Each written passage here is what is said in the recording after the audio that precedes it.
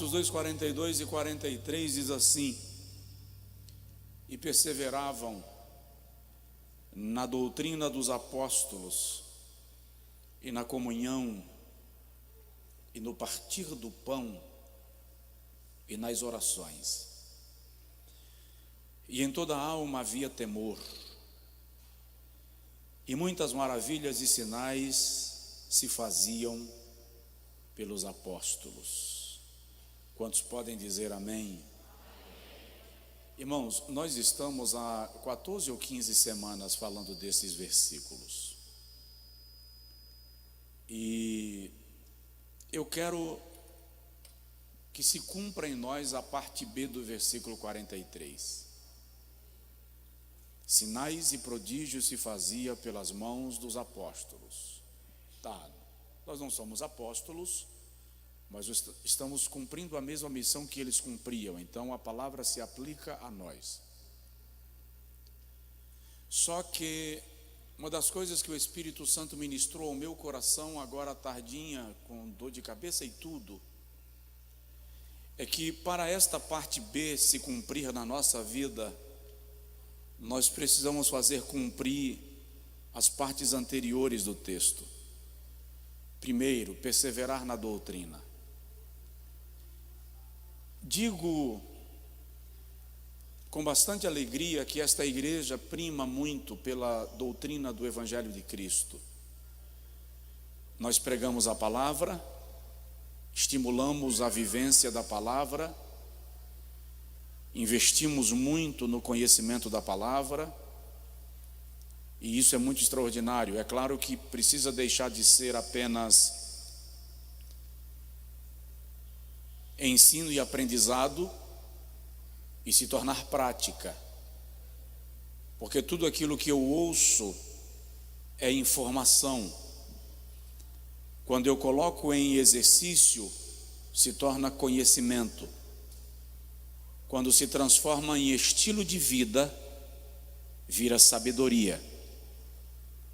Então nós precisamos sair da fase do ensino-aprendizado e entrar na fase da ortopraxia, ou seja, praticar aquilo que foi ensinado e aprendido. Segundo, comunhão. Nós vamos falar uns dias aí sobre partir do pão, que é para o irmão entender a lógica bíblica disso, orações e temor, mas nós estamos na fase de falar sobre comunhão. E eu estou falando primeiro nós definimos comunhão como compartilhamento, alinhamento. Comunhão é koinonia. E aí fiquei 2 semanas falando sobre comunhão com o Pai. E falei sobre os privilégios da comunhão com o Pai e os aspectos desta comunhão com o Pai. Como esta comunhão com Deus se manifesta, como ela é atestada, confirmada e comprovada. Estamos há 2 semanas falando sobre comunhão com o Filho, comunhão com Jesus Cristo, Filho de Deus.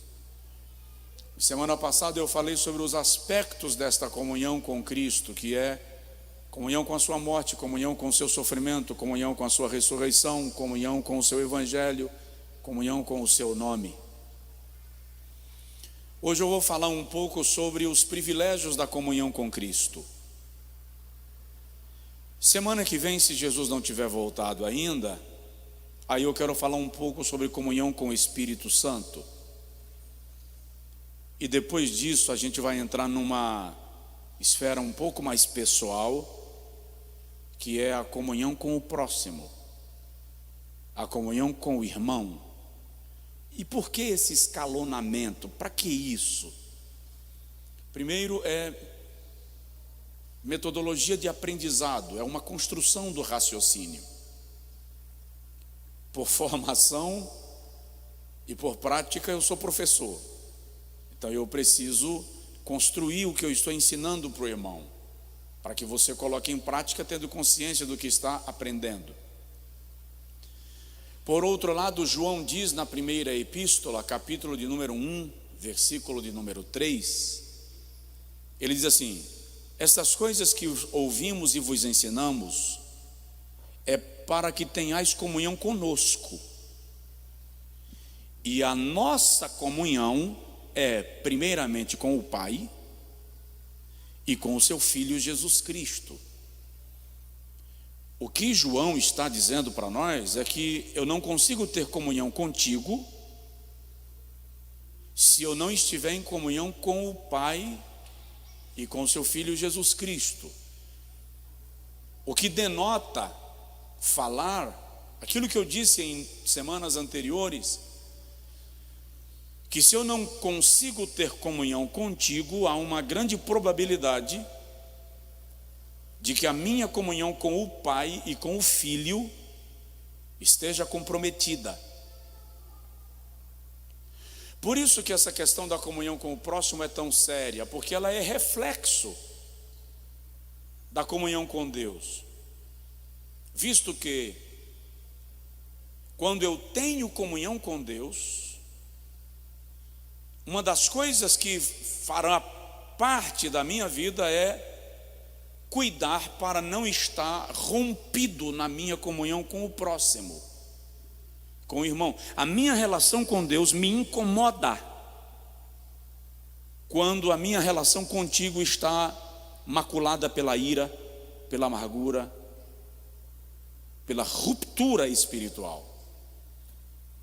Sempre que eu e você estivermos em comunhão com Deus, qualquer trinca no nosso relacionamento fraternal vai incomodar. Alguma coisa vai ficar arranhando, porque a comunhão com Deus cobra de mim a comunhão com o próximo, a comunhão com o irmão. Sabe o que isso significa? Você não pode ser inimigo de ninguém. Eu cansei. Você não pode ser inimigo de ninguém. Diga assim: eu não posso ser inimigo de ninguém. Isso não impede que alguém não vá com a minha cara. Cheguei numa casa para fazer uma visita um tempo atrás. Nunca tinha ido naquela, aliás, eu nunca tinha ido nem naquela rua. Sabe quando você de vez em quando se perde em algum lugar de Feira de Santana e você diz: nunca estive nessa rua? Eu nunca estive naquela rua. Chamei, fui recebido, a pessoa que eu fui visitar estava sentada no sofá, eu me assentei na cadeira. Do quarto saiu alguém que eu nunca vi, nem antes nem depois, não vi depois, nunca encontrei mais. Só depois eu fiquei sabendo o nome, mas eu não sei quem é. E a pessoa fez assim: eu quero lhe pedir perdão. Aí, pois não, mano, mas eu posso perguntar por quê? Porque eu não gosto de você. Aí eu, tá perdoado. Eu vou falar o quê? Então, você não pode ser inimigo de ninguém, mas isso não impede que alguém olhe para você mas você não pode ser inimigo de ninguém, porque a tua comunhão com Deus cobra de você que você esteja em paz com o irmão. Se tiver alguém próximo, provoca ele assim, do tipo: tá vendo? Não precisa dizer nada. Você está de máscara, ele não vai ouvir. Então você só diz assim, tipo assim: tá vendo? Então, se a nossa comunhão fraternal é primeiramente comunhão com o Pai, já falamos disso, e também com o seu Filho, e nós aprendemos semana passada alguns aspectos desta comunhão com o Filho de Deus, nós precisamos lembrar que nós somos um povo muito privilegiado. Ninguém deu glória. Nós somos um povo muito privilegiado, porque nós fomos restaurados na nossa comunhão com a divindade, com o Deus Trino, com o Deus verdadeiro. Diga assim: eu sou muito privilegiado. Quando Deus criou o homem, o estabeleceu no Éden para viver em comunhão com o seu Criador. Lembra disso? Gênesis 3, o Senhor passeava no jardim, se comunicava com o homem, Ele compartilha com o homem a sua imagem, a sua semelhança, o espírito da vida. O pecado rompeu essa comunhão, o pecado quebrou esse relacionamento. O homem é expulso do jardim, o caminho da árvore da vida é bloqueado para o acesso do homem. Gênesis capítulo 6, o Senhor diz: o meu espírito não habitará com o homem. Houve ruptura. Êxodo capítulo 29, quando o Senhor dá a Moisés a planta baixa do tabernáculo, Ele diz a Moisés: coloca um véu no lugar santo dos santos, que divida o lugar santo do lugar santo dos santos, para que o povo não tenha acesso. Comunhão rompida. Isaías 59, 2 diz que os nossos pecados fazem separação entre nós e o nosso Deus, de modo que Ele não nos ouve. Romanos 3, 23 diz que todos pecaram e destituídos estão da glória de Deus. O Calvário é o lugar onde esta comunhão é restaurada. Quando Jesus na cruz diz: em tuas mãos eu entrego o meu espírito, e a Bíblia diz que a terra tremeu, e o sol escureceu, e o véu do templo se rasgou de alto a baixo. Já expliquei aqui, por que se rasgou de alto a baixo? Porque é o próprio Deus quem desce rasgando o véu, dizendo: o caminho de acesso está outra vez restaurado por meio de Cristo Jesus.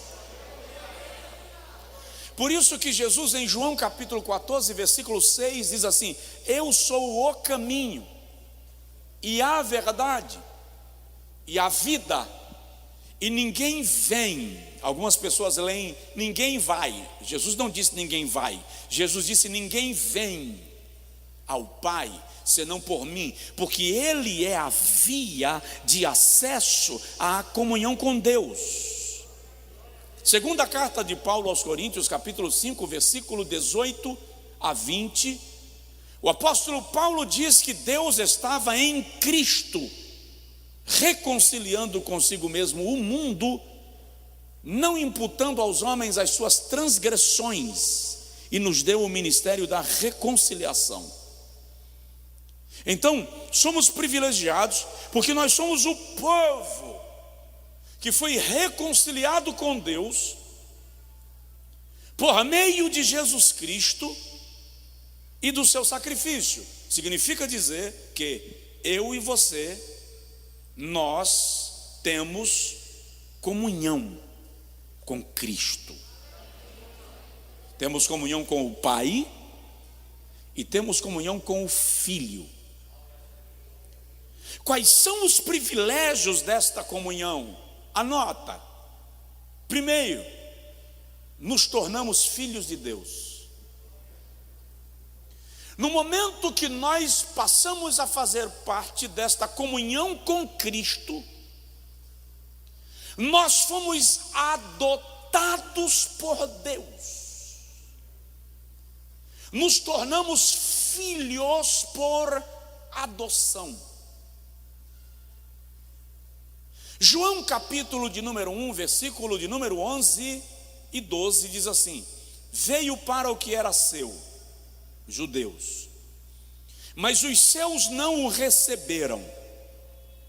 Mas a todos quanto o receberem, deu-lhes o poder de serem feitos, de serem tornados filhos de Deus. Não segundo a carne, nem segundo o sangue, mas filhos segundo a vontade de Deus. Não filhos carnais, filhos espirituais de Deus.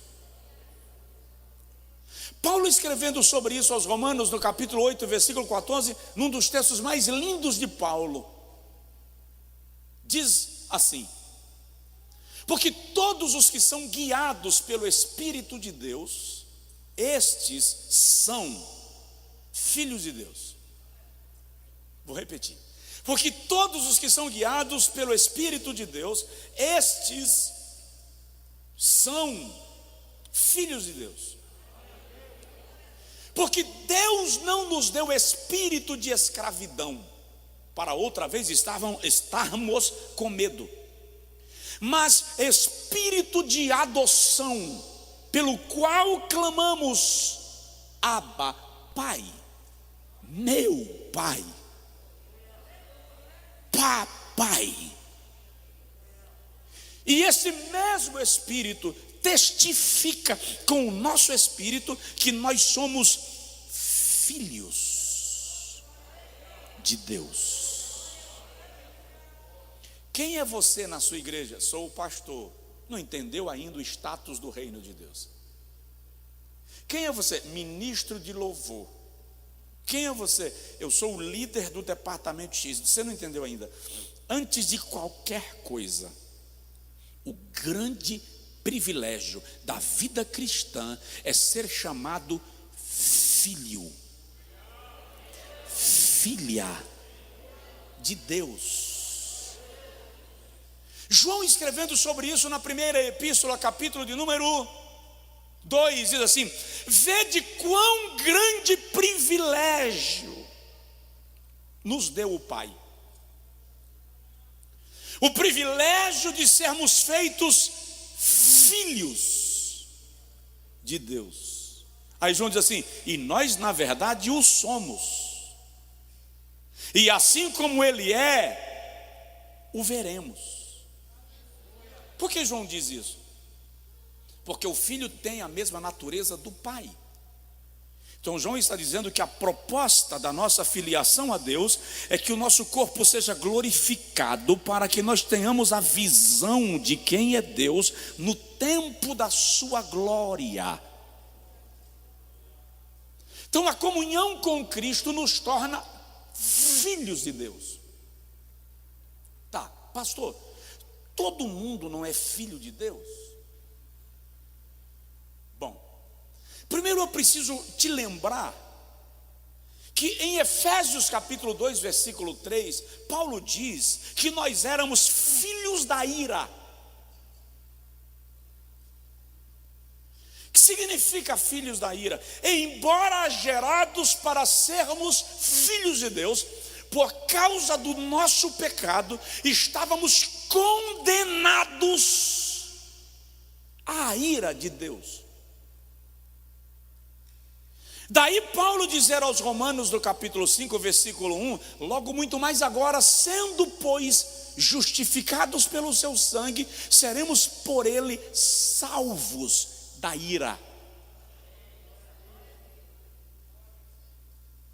Efésios capítulo 2, versículo 2, Paulo diz que nós estávamos na condição de filhos da ira, porque estávamos mortos em nossos delitos e pecados.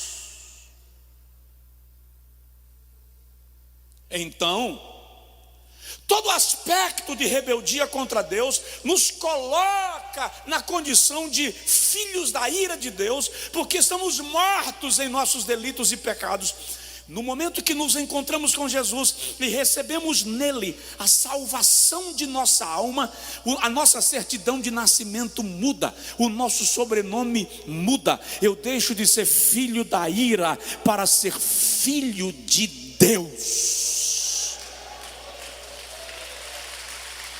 E isto é extraordinário. João 8,44 tem uma das falas mais duras de Jesus. Jesus tinha umas tiradas de vez em quando que eram pesadas. Vem quando Jesus dava umas que, irmão, era para o cara não acertar o caminho de casa. Vou dar um exemplo. Ele olhou um dia para um grupo de religiosos e fez assim: sepulcros caiados. É pesado. João 8,44, ele diz assim: vós tendes por pai o diabo. Ele olhou para os ouvintes dele e disse: vocês são filhos de Satanás. É pesado ou não? muito. Mas ele olha para você e diz assim: você é filho, filha de Deus. Você está disputando o que mais, irmão? Você está brigando pelo que mais? Um dia Jesus liberou 70 discípulos munidos de autoridade, munidos de poder, e disse: ide, expulsai demônios, curai enfermos, limpai os leprosos. E eles vão, e o ministério deles é um sucesso, porque eles voltam carregados de grande alegria, dizendo: Senhor, em teu nome até os demônios se nos sometem. Lucas 10. Jesus diz assim: alegrai-vos, não porque o ministério de vocês é um sucesso. Ai, como a lógica de Deus é diferente da nossa. Alegrai-vos, não porque deu certo a pregação. Alegrai-vos, não porque você expulsou o demônio e ele te atendeu, porque nada disso é mérito de vocês, é o meu nome. Alegrai-vos porque o vosso nome está escrito no cartório do céu, no livro da vida.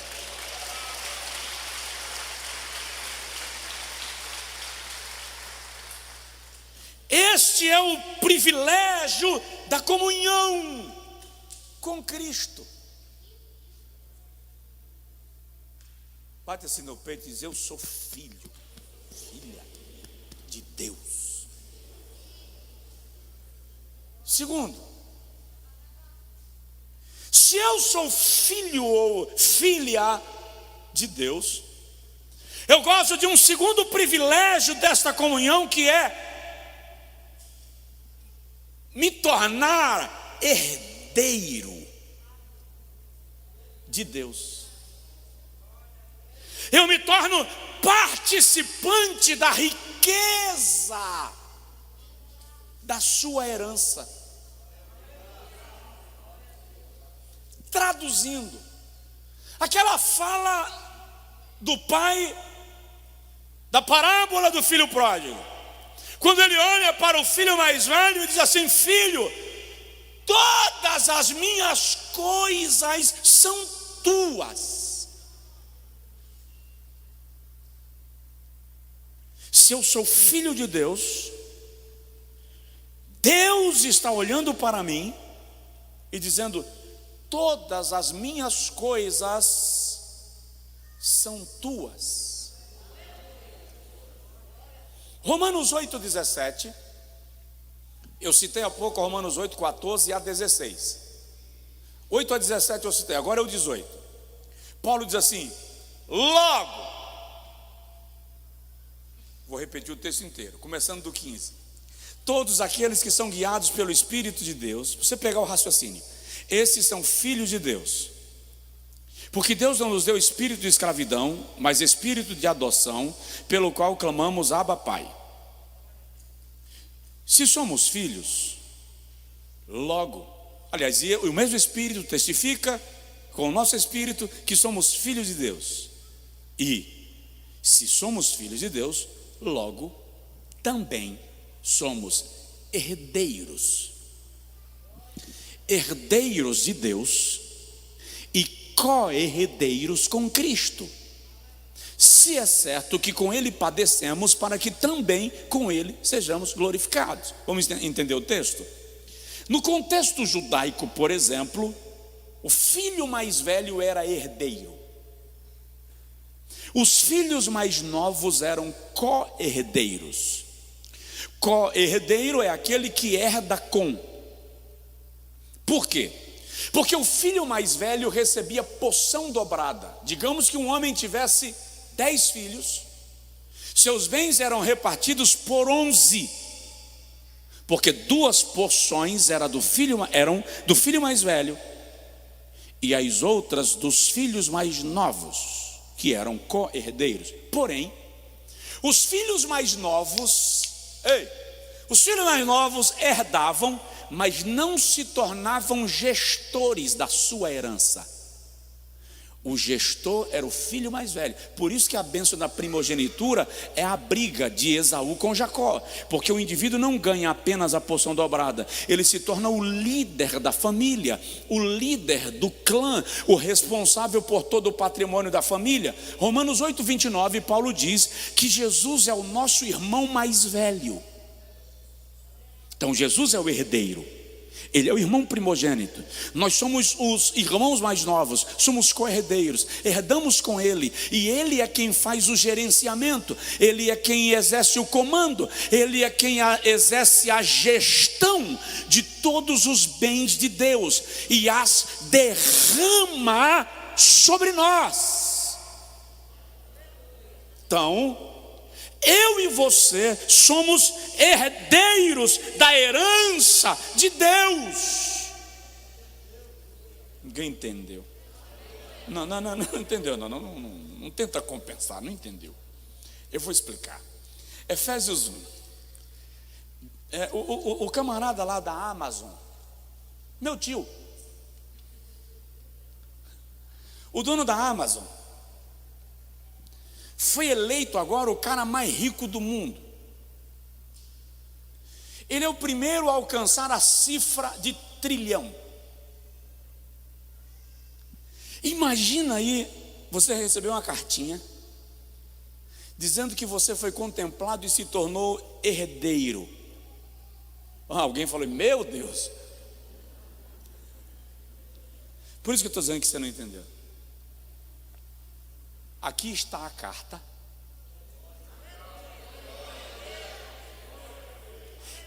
que o dono de todos os tesouros do universo escreveu, dizendo que você é herdeiro das suas riquezas.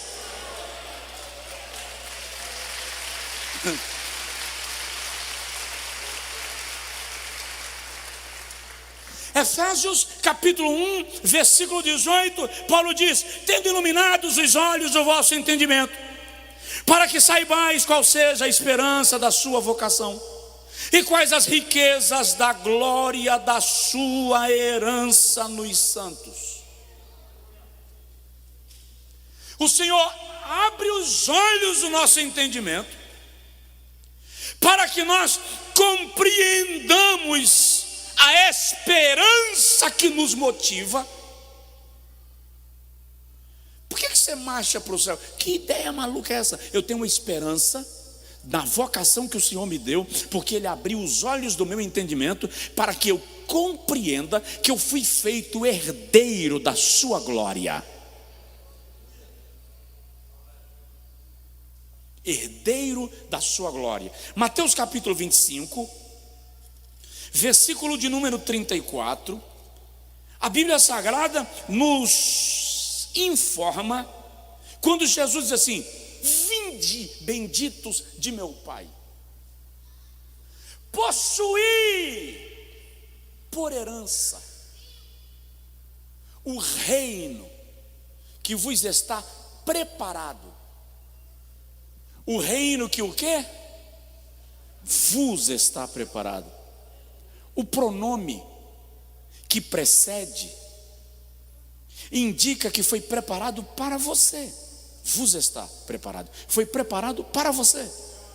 O reino que vos está preparado desde a fundação do mundo. Antes de você nascer, Deus já estava fincando estacas no universo, construindo o seu reino. Para quem? Para você, para que você desfrute dele, para que você reine com ele, para que você participe dele. E eu não estou fazendo apologia à pobreza, não estou fazendo apologia à miséria, mas larga de questionar: pastor, mas tem muita gente lá no mundo cheio de riqueza, e eu que sou herdeiro de Deus estou passando um perrengue do raio. Presta atenção.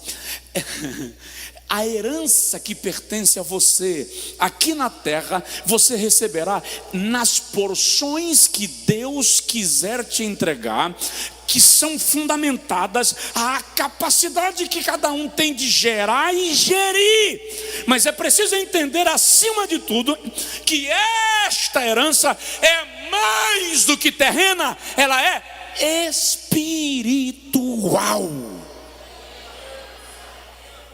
Tem gente desfrutando da terrena sem investir na espiritual. Nossa dificuldade de lidar com isso é porque a gente pensa muito pouco no aspecto espiritual. Normalmente nós olhamos muito o mundo material, o aqui e o agora. Mas você é herdeiro de Deus por causa da sua comunhão com Cristo. Quem tem comunhão com Jesus, diz amém. Vou pregar de novo a mensagem de terça passada, que é para confirmar isso aí. Depois você assiste. O que é a comunhão com Cristo? Comunhão com o seu sofrimento. Eu quero ter comunhão com Jesus, pastor. Eu vou falar muito em língua, botar a mão dos enfermos, ele ser curado, e todo mundo vê que eu sou poderoso. Mas comunhão com Cristo é comunhão com o seu sofrimento? Comunhão com Cristo é comunhão com a sua morte? Comunhão com Cristo é comunhão com a sua ressurreição? É comunhão com o seu nome? É comunhão com o seu corpo? Então, a comunhão com Cristo nos torna filhos de Deus. A comunhão com Cristo nos torna herdeiros de Deus. A comunhão com Cristo nos torna amigos de Deus.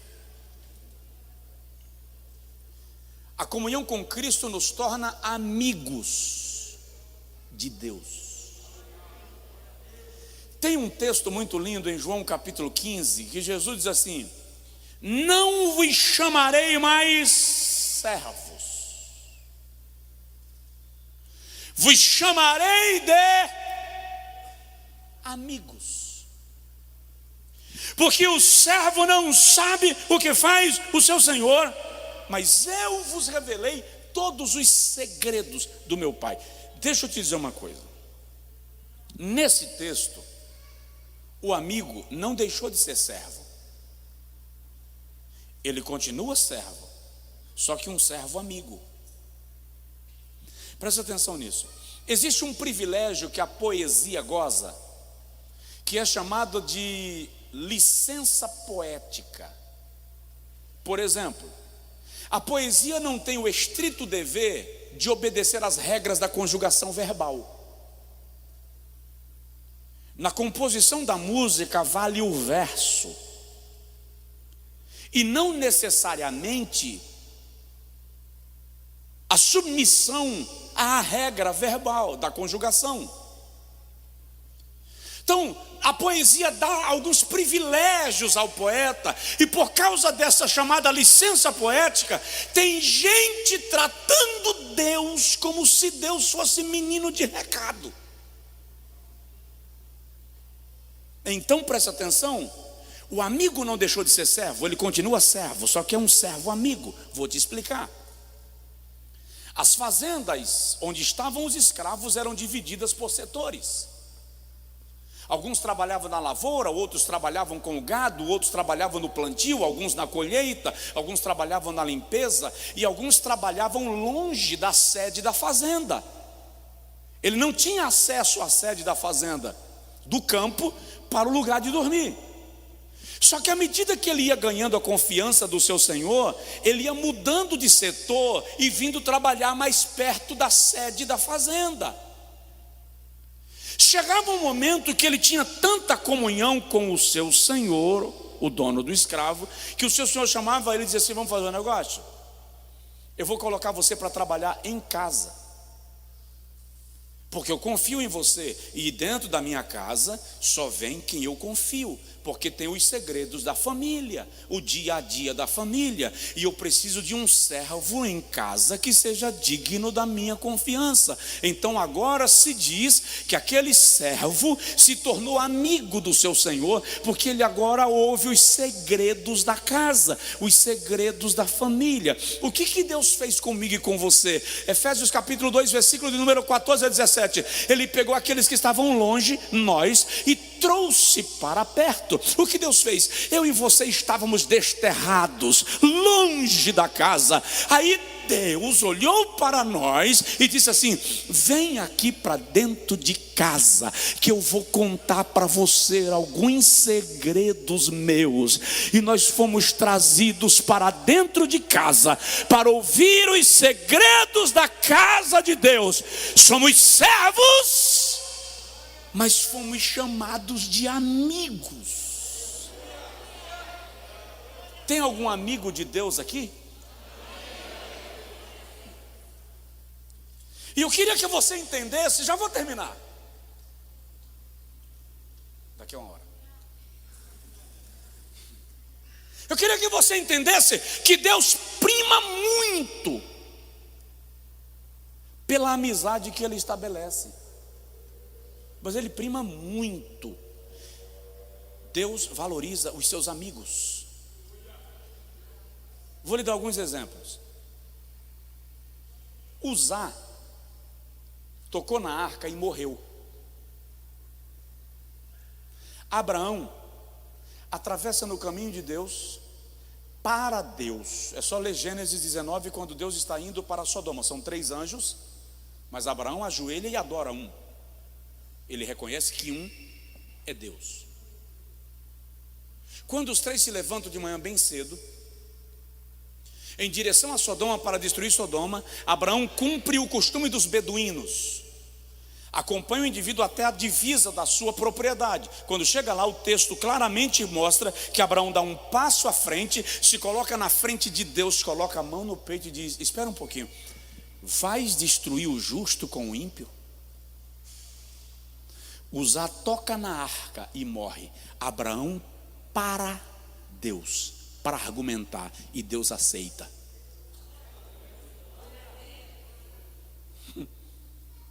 E Deus aceita. Quer um outro exemplo? Ele resolve destruir toda a terra com os seus habitantes. E quando ele está caminhando para determinar o juízo, em algum lugar ele passa por alguém chamado Noé. E quando Deus para, que vê Noé, aí o texto diz assim: e Noé andava com Deus. Aí Deus diz assim: vou destruir tudo, mas vou salvar Noé. E por causa dele, vou salvar a sua casa também. Amizade. Números 12. Arão, sumo sacerdote, Miriam, profetiza, chegam em casa falando mal de Moisés. Jeová ouviu e disse assim: Moisés, chama Arão e Miriam e leva na tenda que eu quero conversar com vocês 3. Quando chega na tenda, Jeová brada de cima do propiciatório. O que era o propiciatório? A tampa da tenda, a tampa da arca. O Senhor brada de cima do propiciatório e diz assim: Arão, ô Senhor. Miriam, sim, Senhor. Existe algum profeta em Israel? Porque eu não conheço. Se tiver algum, apresentem a mim. E se vocês me apresentarem um profeta, eu vou conversar com ele por sonho e por visão. Mas com o meu servo Moisés eu converso boca a boca, tete a tete. Como é que vocês ousam falar contra o meu servo Moisés? Miriam, leprosa. Arão, você não pode, você é sacerdote, mas não vai poder interceder. A autoridade de ambos foi desafiada imediatamente por causa do amigo. Comunhão com Deus se torna amigo de Deus. Esse mundo não entende os amigos de Deus, porque esse mundo anda por outra lógica. O mundo anda com outra perspectiva. Os amigos de Deus não são compreendidos aqui, porque os amigos de Deus reconhecem quando Ele diz não, quando Ele diz sim, quando Ele diz para, quando Ele diz vai, quando Ele diz cala, quando Ele diz fala. Os amigos conhecem a sua voz.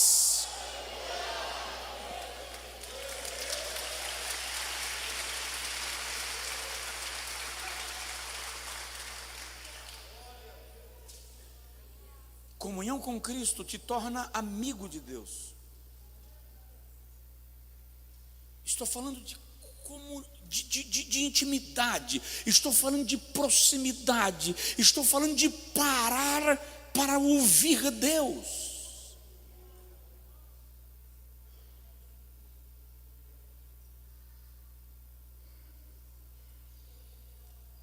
E alguns não vão entender.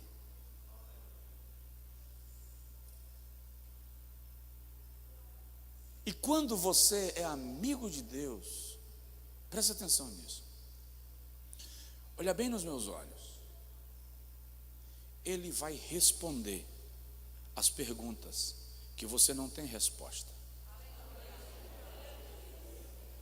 Ele vai reagir às situações que Ele mandou você ficar quieto e você obedeceu. Porque Deus valoriza os seus amigos.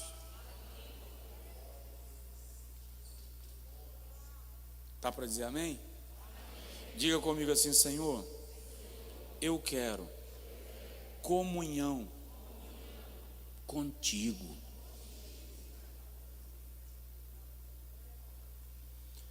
Tem um cântico na harpa cristã que diz assim: fala Deus, fala Deus, toca-me com brasas do altar. Fala Deus,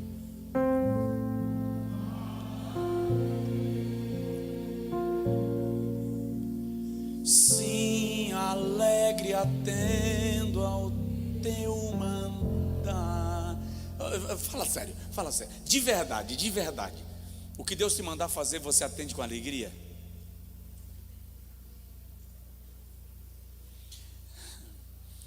É a poesia, é a licença poética. Tem coisa que Deus fala que eu atendo com tristeza, porque não é o que eu ansiava. Mas Deus quer esse tipo de coisa, pastor, com tristeza? Obedeça, queridão.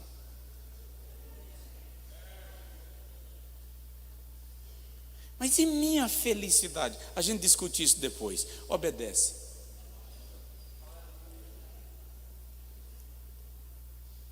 Obedece.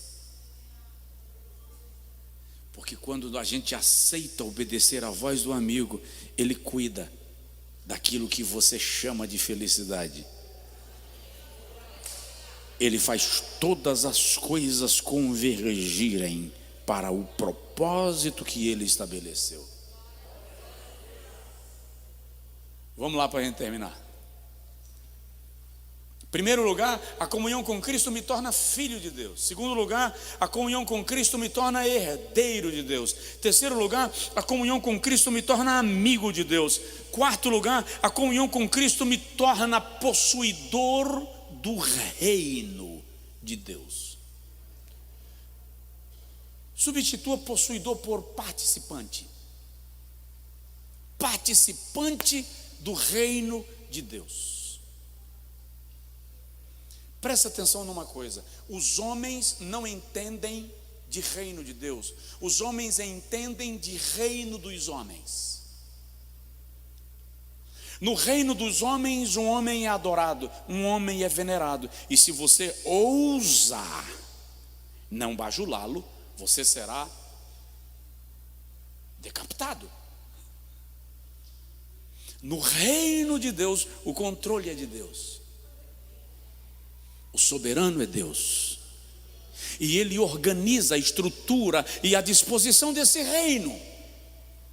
Na oração mais conhecida da Bíblia, em Mateus capítulo de número 6, versículo 10, Jesus ensina a gente a orar e diz: Pai nosso, que estais nos céus, santificado seja o teu nome, venha o teu reino.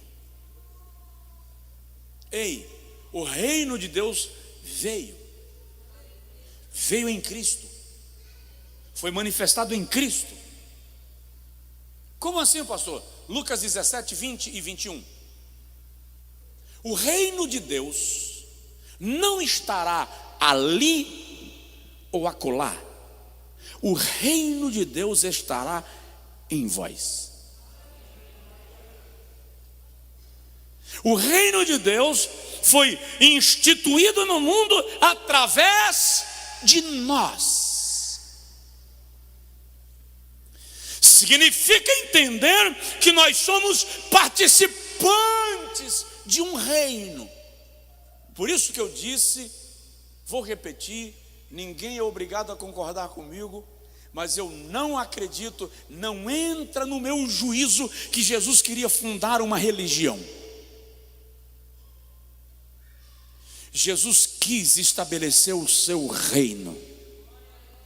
Significa que cristianismo não é religião, é cultura, estilo de vida, modo de viver. O reino de Deus tem que entranhar em nós, de modo que a nossa maneira de ser, de agir, de reagir, represente este reino.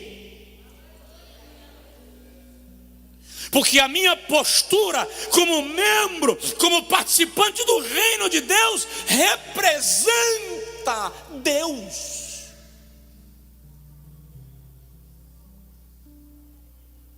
Sou participante do seu reino. Romanos 14, 17, Paulo diz que o reino de Deus não consiste em comida e em bebida. Olha para mim. O reino de Deus, pastor Osni, não consiste, pastor Solon, em bens materiais. Consiste em alegria, justiça e paz. O que as pessoas pensam? Que se eu estiver prosperando financeiramente, eu estou alinhado com o plano de Deus. O reino de Deus não consiste em comida e em bebida, não consiste em bens materiais, não consiste em riqueza, não consiste em ganhos. O reino de Deus consiste em valores: alegria, justiça e paz. E não estou fazendo apologia à miséria, confunde não. Só estou lhe dizendo que o nosso foco no reino de Deus são as virtudes do reino. Primeira epístola de Pedro, capítulo 2, versículo 9, Pedro diz que o Senhor nos fez geração eleita, nação santa, sacerdócio real, povo adquirido. Diga comigo: geração eleita, nação santa, sacerdócio real, povo adquirido.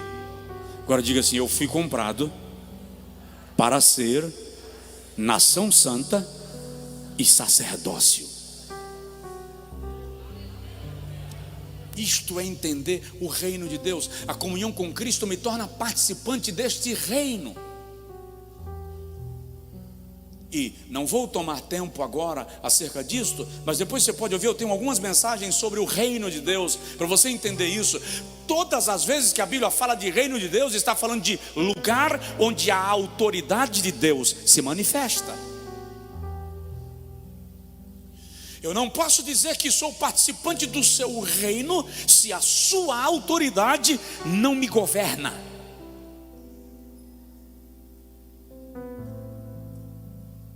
Eu não posso reivindicar a minha participação no reino de Deus se o senhorio de Deus não está sobre mim.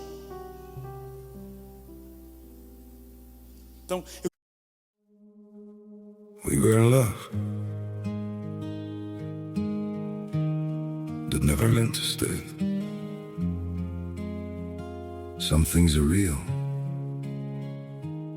even when they fade.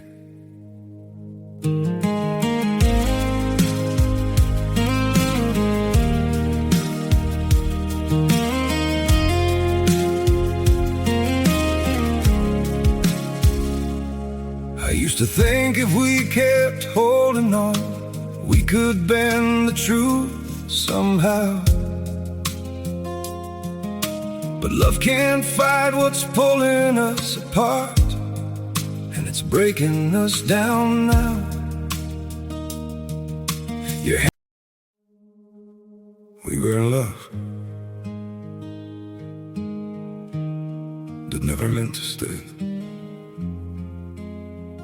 Some things are real, even when they fade.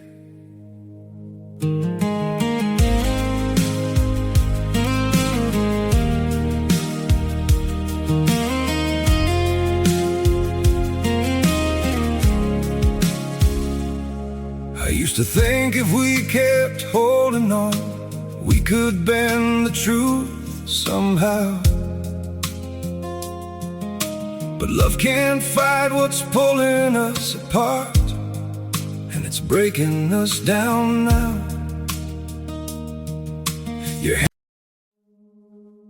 We were in love that never meant to stay. Some things are real, even when they fade.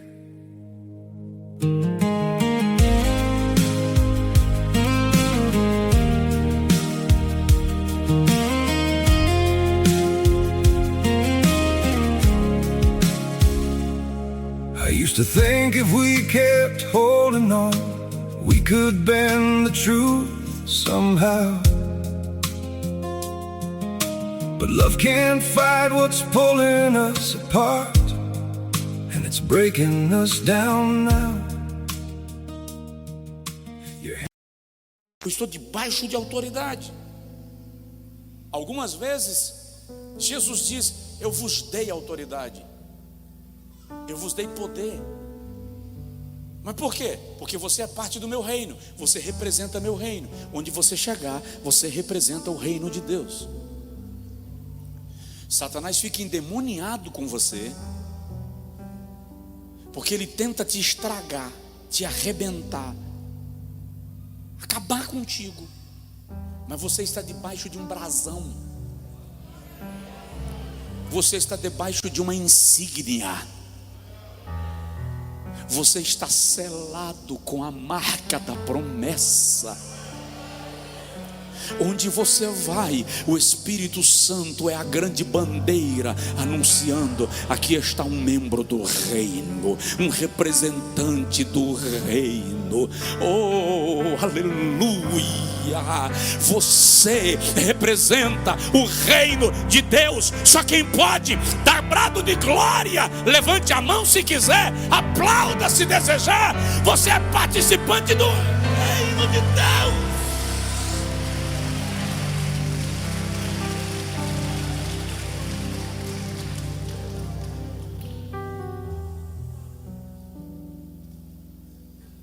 Por isso que Jesus diz assim: eu vos dei poder para pisar escorpião e todo poder do maligno.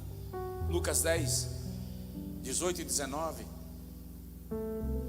Porque lá em Efésios 1, 23, Paulo diz que Cristo foi estabelecido como reino como rei, acima de todo domínio e poder e principado e de todo nome que se nomeia, para ser cabeça da igreja, que é o seu corpo, e ele colocou todo o poder debaixo dos seus pés.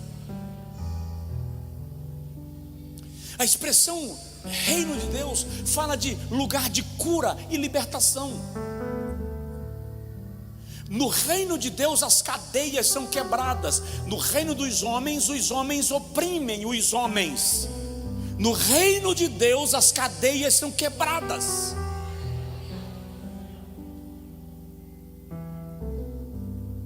Por isso que Jesus diz: o Espírito do Senhor Jeová está sobre mim, porque Ele me ungiu para anunciar boas novas aos mansos, a declarar abertura de prisão aos presos, libertação aos cativos.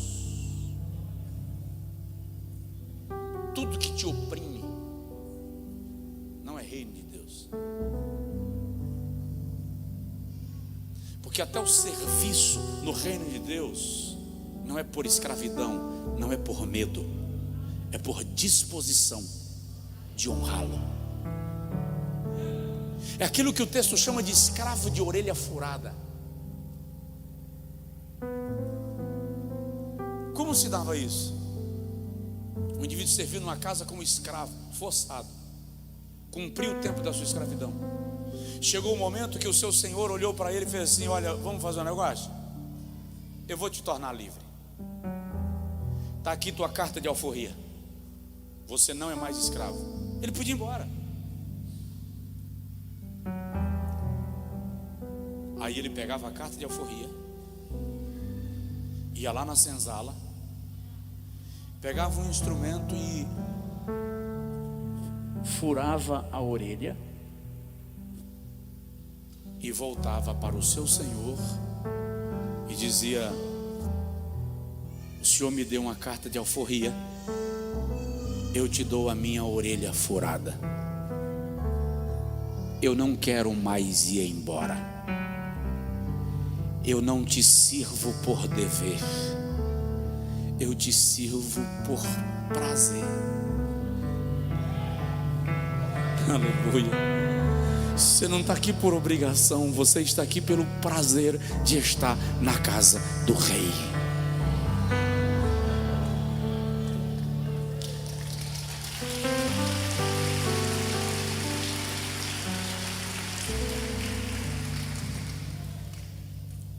Terminando, a comunhão com Cristo te torna filho de Deus. Diga comigo: eu sou filho de Deus.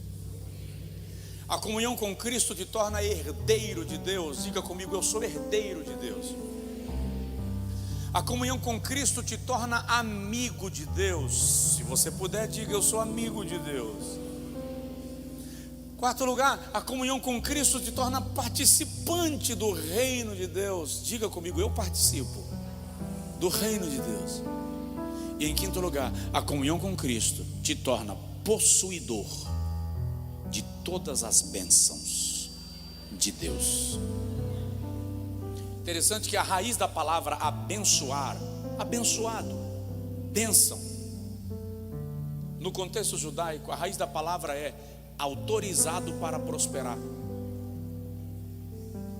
Uma pessoa abençoada, uma pessoa sob a bênção, é uma pessoa autorizada para prosperar. Quando a Bíblia diz que o Senhor, Efésios 1:3, o Senhor nos fez participantes de todas as bênçãos espirituais, não está restringindo, não, está declarando que nós somos participantes das bênçãos de Deus. João capítulo de número 15, versículo de número 7, Jesus diz assim: se vós estiverdes em mim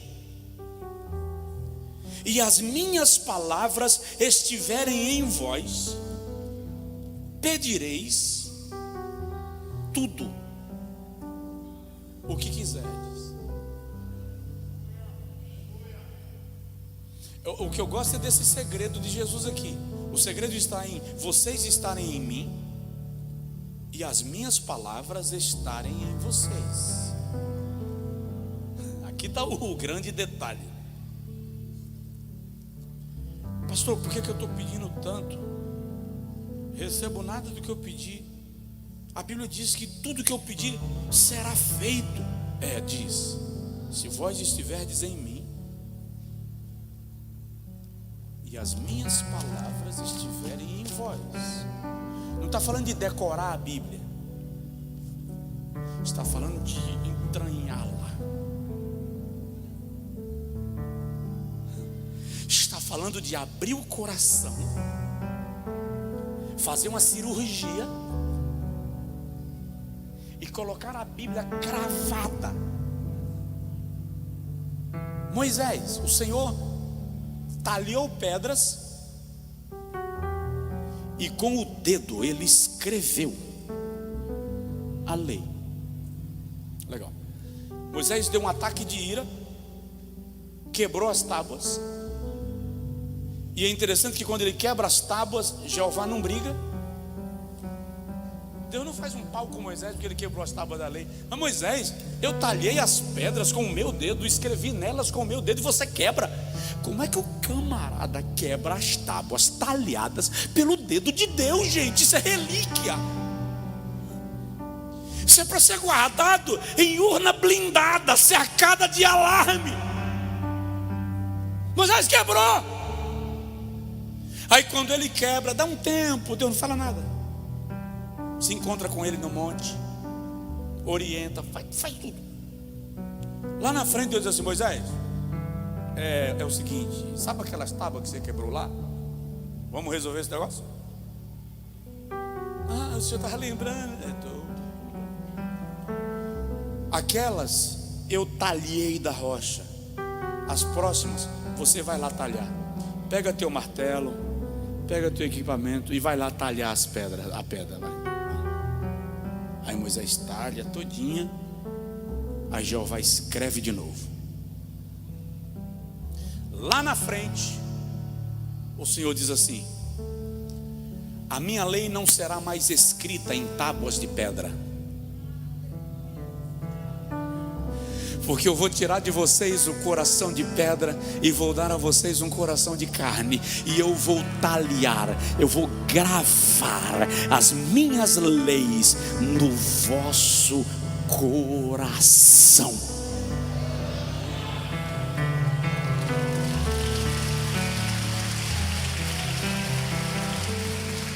É isso que significa: se vós estiverdes em mim e as minhas palavras estiverem em vós, você se torna possuidor das bênçãos. 1 Coríntios 3, 21 a 23, Paulo diz assim: tudo é vosso. Deus te fez dono, possuidor de tudo. Gênesis 1:26, estado original da criação do homem em perfeição. O Senhor diz: cresce, multiplica, domina, governa. O homem foi criado para crescer, multiplicar, dominar, governar.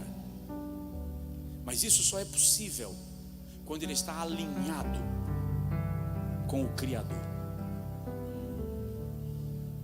Então, fica de pé, por favor. Você é possuidor das bênçãos de Deus. Precisa aprender a tomar posse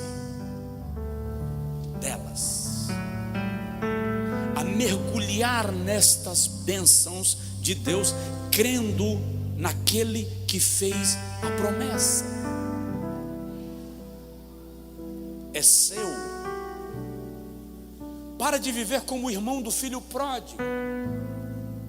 O Senhor nunca me deu um cabrito, nunca te deu o quê, ô lerdo? Todas as coisas que são minhas são tuas. Você que não aprendeu ainda o seu lugar de filho. Por isso que a oração mais conhecida da Bíblia diz: Pai Nosso. Diga comigo: Pai Nosso.